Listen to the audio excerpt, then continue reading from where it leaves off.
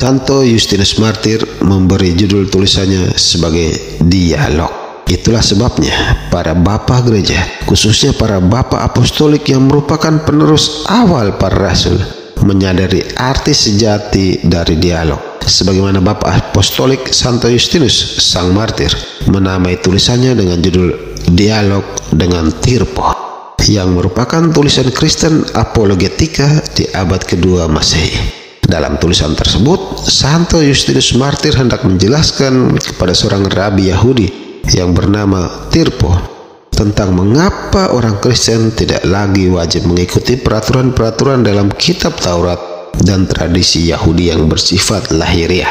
Dalam dialog tersebut, bahkan sang martir memberikan penjelasan tentang arti sunat yang sesungguhnya agar si rabi memperoleh pengertian dan hikmat yang benar, yakni sunat hanya diperlukan untuk bangsa Yahudi saja, dengan alasan bangsa Yahudi harus berbeda dengan bangsa yang lain, sebagaimana dikatakan oleh Nabi Hosea, tercatat dalam Dialog with Tirpo chapter 19 atau 19.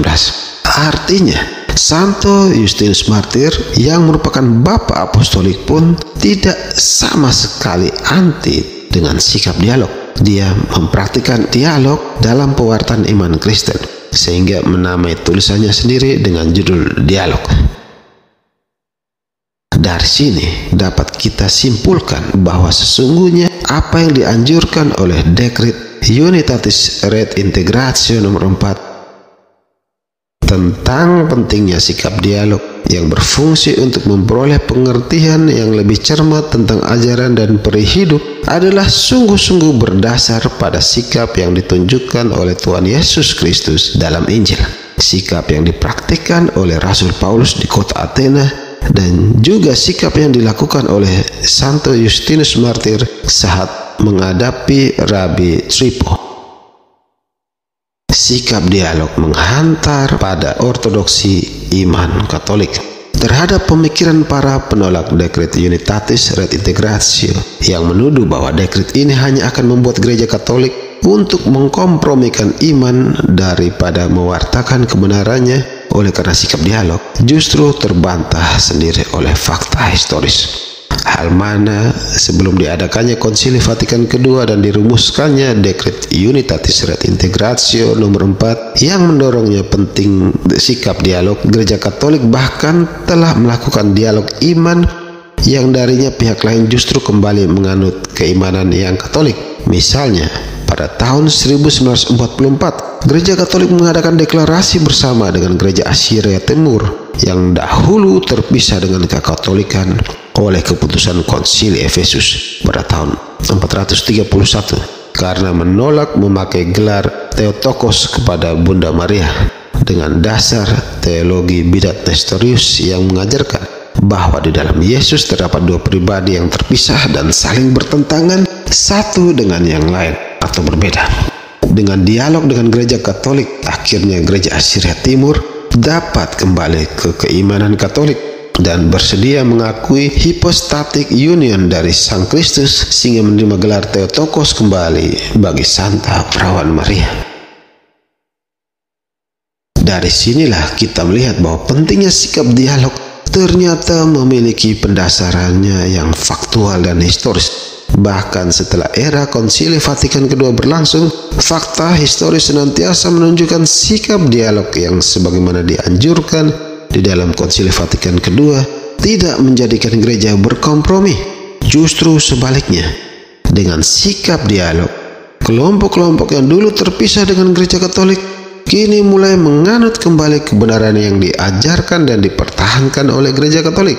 Antara lain, setelah melalui dialog dengan kekatolikan, akhirnya di dalam dokumen atau pernyataan bersama yang berjudul Das Herrenmahl atau perjamuan tahun 1897, gereja Lutheran mencapai atau menyetujui pemahaman kekatolikan tentang kehadiran nyata Kristus dalam Ekaristi. Katolik dan Lutheran sama-sama mengakui kehadiran untuk mengakui bahwa kehadiran Ekaristi itu sungguh-sungguh. Gereja Katolik mengajarkan bahwa Kristus yang utuh dan tak terbagi itu menjadi hadir berkat perubahan seluruh hakikat atau substansi roti dan anggur dalam hakikat atau substansi tubuh dan darah Kristus, sehingga wujud penampakan yang kita lihat aksidentian dari roti dan anggur tetap tidak berubah. Perubahan yang luar biasa dan unik ini disebut oleh Gereja Katolik dengan sangat tepat sebagai perubahan hakikat atau transubstansia. Tradisi Lutheran pun akhirnya mengiyakan, seperti halnya tradisi Katolik, bahwa elemen yang sudah dikonsekrasi tidak selalu tinggal sebagai roti dan anggur, melainkan berkat sabda pencipta dianugerahkan sebagai tubuh dan darah Kristus. Dalam arti ini, kadang-kadang mereka dapat juga bicara mengenai perubahan seperti yang diungkapkan juga oleh tradisi Yunani. Bukan hanya sampai di situ saja. Dengan sikap dialog, akhirnya tahta ekumenis dari Gereja Ortodoks Timur, yakni Konstantinopel yang dulu pernah skisma dengan Gereja Katolik, kini mengakui keunggulan tahta Roma sebagai tahta yang unggul dan pertama dalam hal kewibawaan melalui deklarasi Ravenna pada tahun 2007. Sehingga dari semua keterangan dan penjabaran ini terbukti bahwa pentingnya sikap dialog dalam Unitatis Redintegratio nomor 4 adalah suatu kebenaran Kristiani yang hakiki dan katolistis.